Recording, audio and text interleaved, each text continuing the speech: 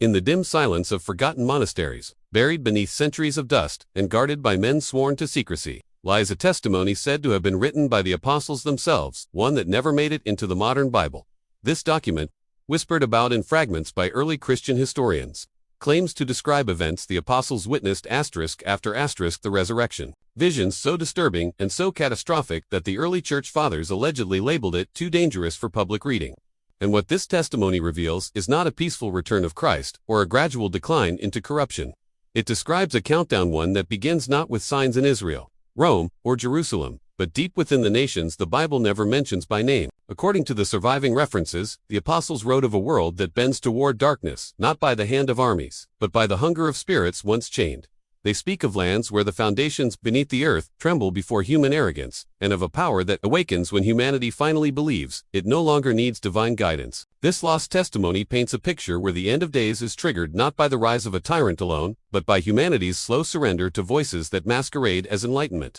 It portrays a world that grows louder, brighter, more connected yet spiritually hollow, leaving a vacuum that ancient forces rush to fill. The apostles wrote that in the final days the greatest deception would not be a false Messiah, but a global illusion, an age where people would worship knowledge as a new god, convincing themselves they could decode the universe without the one who created it. They warned that humanity would celebrate its own brilliance while drifting further from the breath of God, mistaking independence for progress. The testimony claims the first shadow rises when nations begin erasing the sacred from their culture, replacing it with ideologies the apostles described as mirrors that show humanity only to itself. And this, they wrote, is the moment when the veil between worlds begins to thin. The lost testimony describes an event the apostles called the Great Silence, a time when heaven stops speaking, not because God abandons humanity, but because humanity refuses to listen. The apostles recorded that prophecies, visions, and divine dreams would cease, not due to a lack of divine power, but due to a blockade formed by human pride. When the world becomes too loud, when constant noise replaces reflection, and information overwhelms wisdom, the apostles warned that even the faithful would struggle to hear God's voice.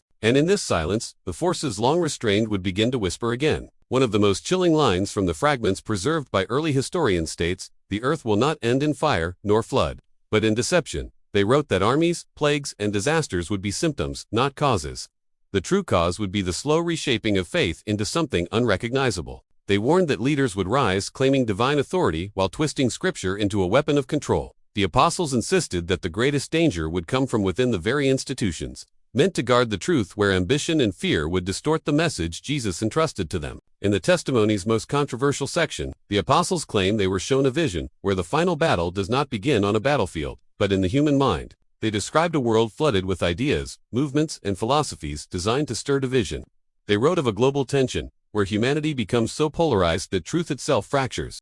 The apostles warned that when people no longer agree on what is real, the enemy walks freely.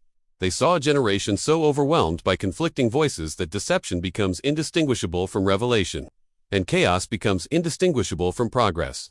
According to the lost text, the Antichrist does not begin as a ruler or a prophet. He begins as an idea, a worldview, a cultural shift that seduces nations long before a single individual embodies it. The apostles claimed this idea would spread through technology, entertainment, education, and even religion, slowly reshaping the moral compass of the world. They describe it as a fire beneath the surface of nations, something that rises, unnoticed until it becomes a force impossible to contain. Only after this ideological shift takes root, they say, will the final figure emerge merely the face of a system already built. The apostles also wrote of a remnant ordinary people scattered across the world who refuse to conform to the new order. They are not powerful, wealthy, or influential, but they carry something the testimony calls the unbroken spark, a faith untouched by the deception of the age. According to the lost testimony, these individuals are not chosen by birth or status, but by endurance. They will be those who still hear the whisper of God in an age of roaring lies. The text says, and through them, a final warning will be delivered, not to a single nation, but to all humanity. What made this testimony so dangerous is not only what it predicted, but what it demanded. It warns that in the final days, believers cannot rely solely on institutions, leaders, or traditions to protect their faith. The apostles insisted that every believer must strengthen their discernment, deepen their spiritual perception, and remain grounded in humility, lest they fall to the subtle deceptions that masquerade as truth. The lost testimony declares that the greatest threat to faith is complacency, believing that one is safe simply because they belong to a religious community. Faith without vigilance, they wrote, is a door left open.